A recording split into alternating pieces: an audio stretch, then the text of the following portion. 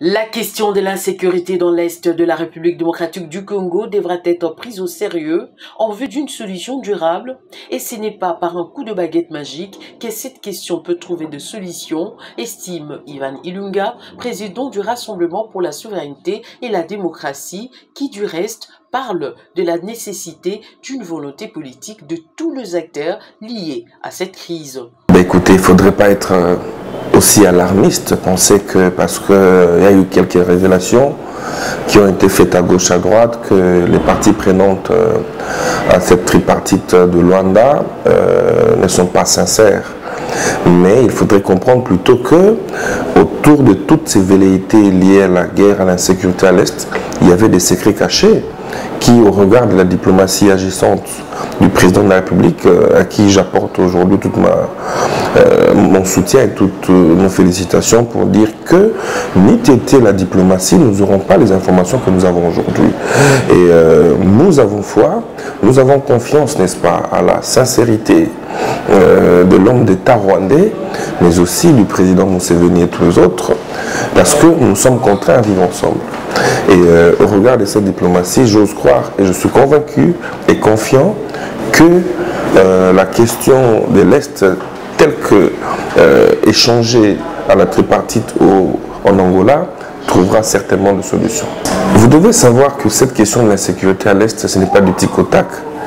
Les rebelles sont en rébellion, bien que soutenus par le Rwanda, tel que d'aujourd'hui démontré par la RDC. Mais il n'y a pas des évidences en termes de dictat direct. Ce qui fait que ce sont des stratégies de repli.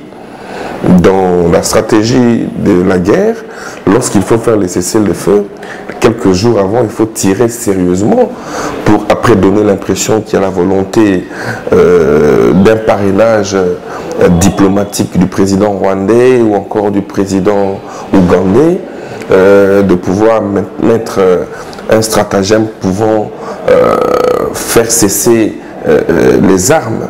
Mais ce n'est pas du tic au tac. Ce n'est pas que parce qu'ils se sont mis d'accord que le lendemain ou après-demain, la guerre finirait. Sinon, là, on comprendrait effectivement que c'est le Rwanda qui fait la guerre au Congo. Quant à la proposition de certains leaders congolais qui soutiennent l'option de la guerre contre le Rwanda, Ivan Ilunga s'oppose catégoriquement. Nous ne pouvons que négocier, nous ne pouvons que faire la diplomatie. Vous savez, la guerre, nous savons quand est-ce que ça commence. Mais quand elle finit, on ne sait jamais. Vous savez ce qu'a connu le peuple angolais. La guerre n'a jamais été une solution à la paix. La paix est une question d'un stylo de 500 francs. Lorsque la volonté politique est, et que le chef de l'État, sinon les chefs d'État de cette région sont sincères, c'est par la signature avec un stylo de 500 francs que nous pouvons, n'est-ce pas, rétablir la paix à l'Est de la République. Pensez qu'aujourd'hui, que nous devons soutenir la guerre. N'oubliez pas que nous avons une armée héritée, n'est-ce pas, d'une infiltration, d'une inféodation, d'une traîtrise excellente. Vous voulez aujourd'hui que nous puissions perdre des vies humaines en République, c'est ça. Ceux qui pensent qu'il faudrait faire la guerre, je leur dis, ce n'est pas le moment de faire la guerre. C'est le moment de nous organiser. C'est le moment de pouvoir voir dans notre armée qu'est-ce qui ne va pas et de pouvoir faire des réformes.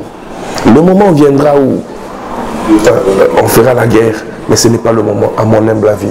Cette guerre, elle doit plutôt être spirituelle, elle doit être stratégique, comme le fait aujourd'hui le chef de l'État.